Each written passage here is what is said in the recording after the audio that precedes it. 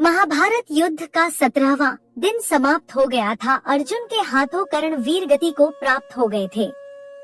अहंकार के वशीभूत होकर युद्ध के उपरांत अर्जुन भगवान श्री कृष्ण से कहते हैं, हे केशव, बड़ा अभिमान था कर्ण को अपनी धनुर्विद्या पर। वो हमेशा मुझसे बराबरी करने का दुस्साहस करता था, परंतु वह मेरे बराबर तो क्या मेरे चरणों की धूल के बराबर भी नहीं था। कर्ण जिसका सिर हमेशा अहंकार से उठा रहता था, आज उसी कर्ण का सिर मैंने उसके धड़ से अलग कर दिया है। हे माधव, आज मैंने कुरुक्षेत्र की उस पावन भूमि पर कर्ण का सारा गर्व, सारा अभिमान और सारा घमंड चूर चूर कर दिया है। केशव, मैंने उस अभिमानी कर्ण को बार बार पराजित किया है, बार बार, हर बार। इस पर कृष्ण ने अर्जुन से कहा, पार्थ, यह सत्य है कि कर्ण को तुमने बार बार पराजित किया है, परंतु इसका अर्थ यह कदापि नहीं कि कर्ण एक श्रेष्ठ योद्धा नहीं था। इस पर अर्जुन ने कहा, माधव, क्या तुम यह कहना चाहते हो कि मैं एक श्रेष्ठ योद्धा नहीं हूँ? क्या मैं सर्वश्रेष्ठ धनुर्धर नहीं हूँ? कृष्ण ने कहा, पार्थ, पितामह भीष्म तुम्हारे बाणों के कारण ही निष्क्रिय हुए थे ना, तो क्या पितामह भीष्म से तुम श्रेष्ठ धनुर्धर हो गए?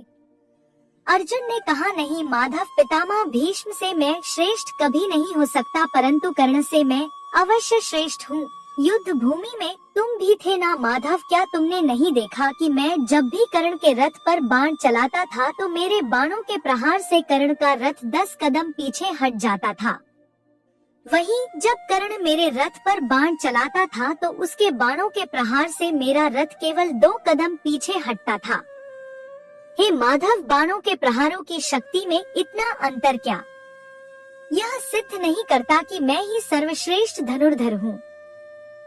इस पर कृष्ण ने कहा, पार्थ, तुम मेरे सखा हो, मेरे मित्र हो, तुम तो मुझे पहचानते हो, जानते हो कि मैं त्रिलोकीनाथ हूँ। तो फिर तुम्हारे जिस रथ पर मैं तीनों लोकों का भार लेकर स्वयं बैठा था, क्या उस रथ को कोई अणु मात्र भी पीछे हटा सकता था?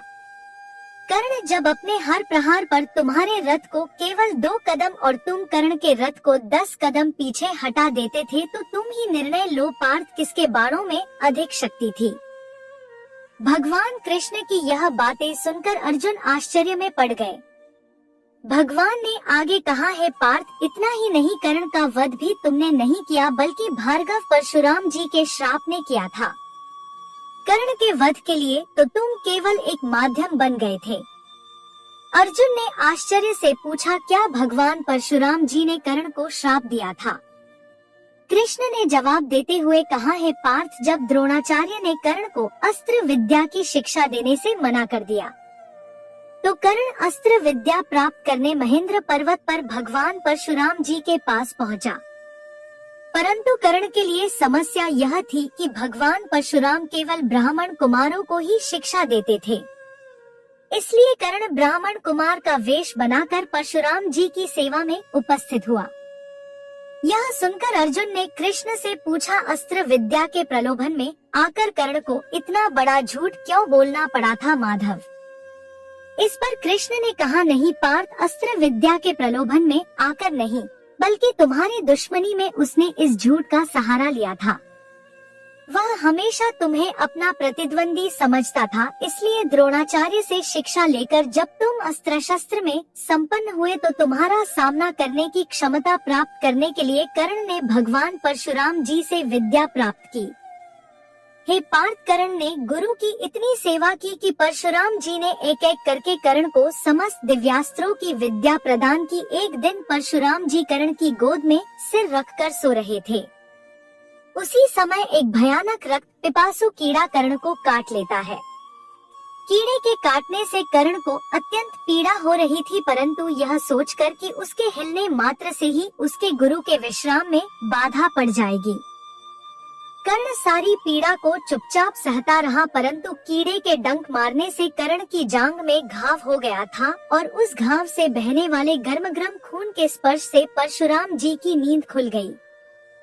परशुराम जी की नींद खुलते ही कर्ण ने उस रक्त पिपासु कीड़े को मार दिया।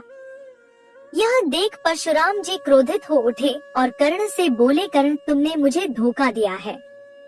तुम ब्राह्मण नहीं हो, अवश्य ही तुम किसी उच्च क्षत्रिय परिवार से हो, किसी राजवंश से हो। जो मनुष्य एक कीड़े को इतनी निर्दयता से मार सकता है, वह ब्राह्मण कैसे हो सकता है? कर्ण, तुम ब्राह्मण नहीं क्षत्रिय हो, क्षत्रिय। कर्ण विलाप करते हुए बोला, मुझे माफ कर दीजिए गुरुदेव, मैं एक सूत पुत्र हूँ।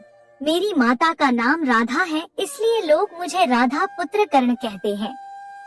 हे गुरु श्रेष्ठ, आपसे अस्त्र विद्या की शिक्षा ग्रहण करने के लोभ में मैंने झूठ का सहारा लिया था, क्योंकि आप ब्राह्मण कुमारों के अतिरिक्त किसी को अस्त्र विद्या की शिक्षा नहीं देते। मैं क्या करता गुरु श्रेष्ठ, मैं विवश था। परशुराम जी ने क्रोध में कहा, विद्या अपने गुरु से झूठ बोलने वाले के काम नहीं आती। कर्ण, अस्त्र विद्या के लोभ में तुमने मुझसे छल किया है, मुझे धोखा दिया है, इसलिए मैं तुम्हें श्राप देता हूँ कि जब तुम्हें मुझसे प्राप्त की हुई शिक्षा की सर्वाधिक आवश्यकता होगी, तब यह विद्या तुम्हारे किसी काम नहीं आएगी। तुम अस्त्रों को प्रकट करने के मंत्र भी भूल जाओगे। तुम जिस रथ के ऊपर खड़े होकर युद्ध करोगे, वह रथ भी तुम्हें त्याग देगा और तुम्हारे रथ के पहियों को भूमि निगल जाएगी। भगवान कृष्ण ने आगे कहा है, मित्र, इसीलिए मैं कहता हूँ कि कर्ण को तुमने नहीं बल्कि उसके गुरु के श्राप ने मारा है।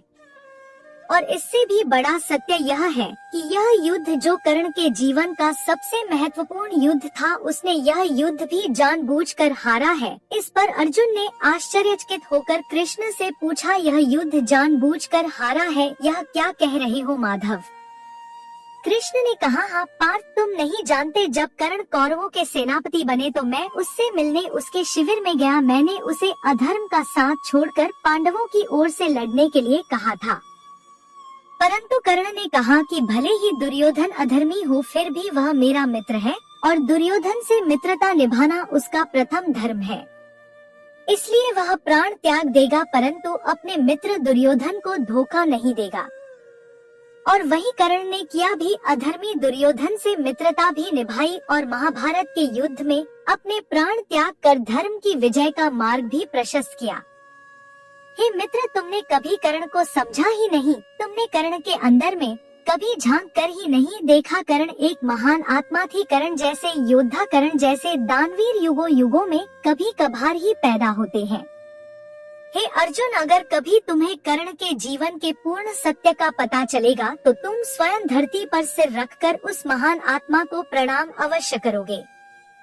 तो दोस्तों, यह थी आज की वीडियो। इस वीडियो पर अगर आप अपनी कोई राय देना चाहते हैं तो आप हमें कमेंट के माध्यम से दे सकते हैं।